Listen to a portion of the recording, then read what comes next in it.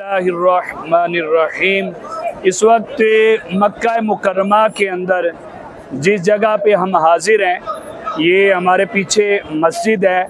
ये मस्जिद शजरा, शजरा अरबी के अंदर दरख्त को कहते हैं।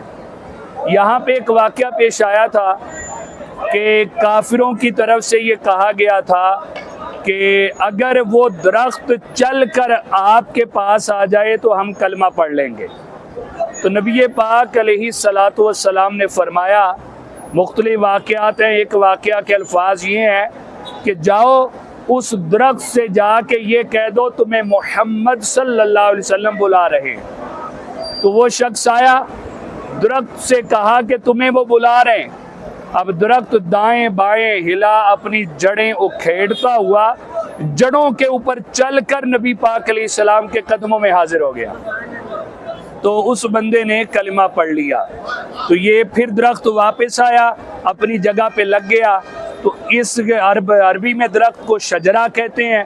तो यहाँ पे ये वाक़या पेश आया और एक मस्जिद बन गई, मस्जिद शजरा।